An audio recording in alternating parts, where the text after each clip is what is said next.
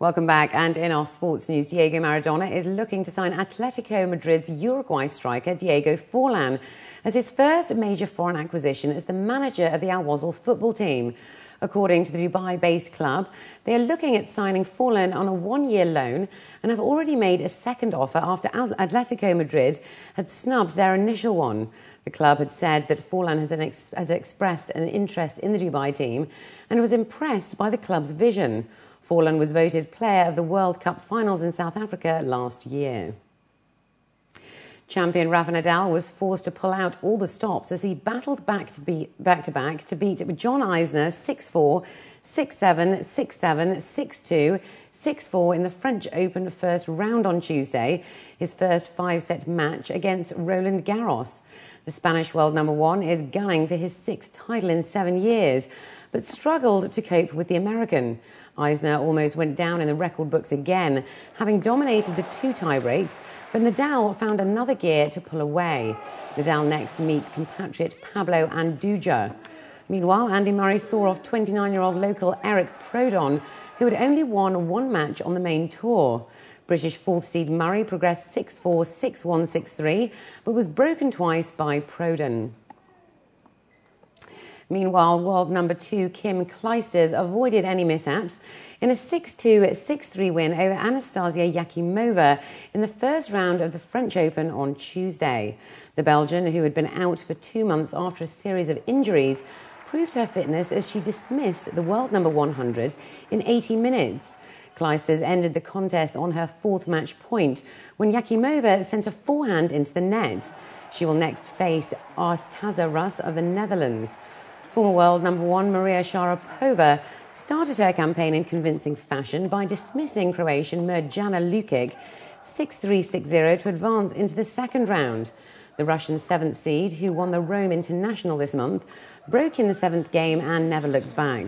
She next faces French teenager Caroline Garcia. Two-time Asia Champions League winners Al Ittihad beat their fellow Saudi Arabia side Al Hilal 3-1 on Tuesday to go through to the quarter-finals of the tournament. The victory was a measure of revenge for Al Ittihad, who lost out to their rivals for the domestic league title, Gabriel Calderon's side going through the 26 league games unbeaten to claim the trophy.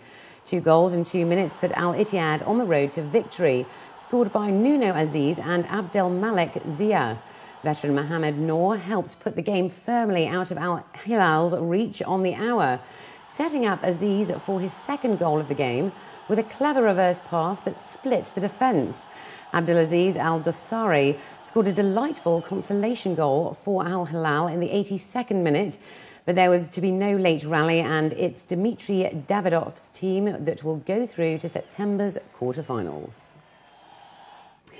Manchester United manager Alex Ferguson is set to stick with a trusted winning formula for the Champions League final rather than change his side to counter the threat of Barcelona. Ferguson has been considering whether to play an extra midfielder against Pep Guardiola's side at Wembley on Saturday. But the Scot, seeking his third Champions League win in 12 years, is unlikely to flood his midfield and should stick with the 4-4-2 system, which has brought a record 19th English title. That would mean Mexico international Javier Hernandez starting in attack alongside Wayne Rooney. It would spell more Champions League disappointment, though, for Scotland midfielder Darren Fletcher, who started his first match since March the 1st last Sunday after recovering from a virus. Ferguson said it was important to focus on what was best for United. There's always a solution to every good player.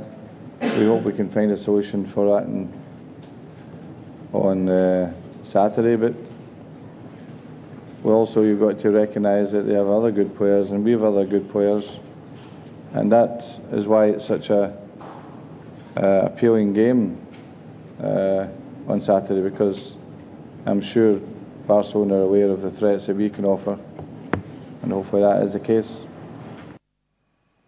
And finally this evening, Lego lovers are in for a treat as MR Properties and the Lego Group unveiled a Lego model of the Burj Khalifa today.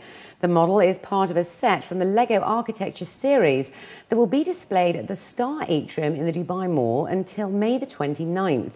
The model marks the retail launch of the Lego store at the top of the Burj Khalifa that is to be opened later on.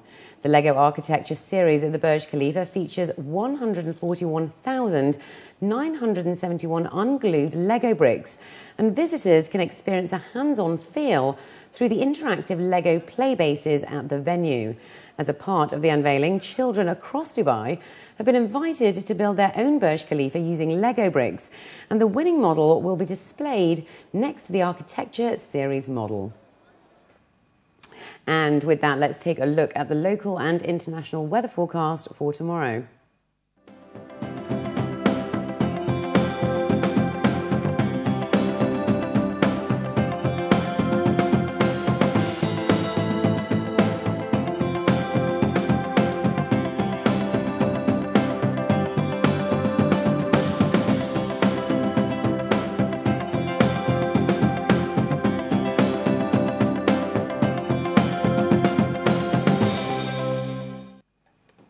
And before we head out, here are the top stories again.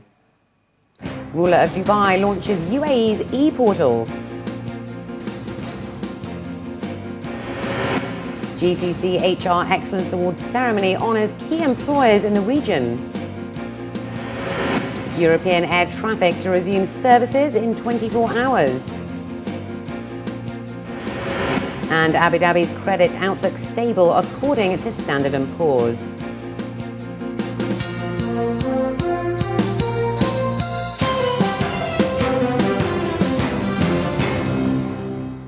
Well, that brings us to the end of the bulletin. As always, we'd love to hear your comments. You can contact us at news@city7tv.com or by calling us on 04367 2230. And please do join our Facebook page. From the entire news team, it's goodbye for now.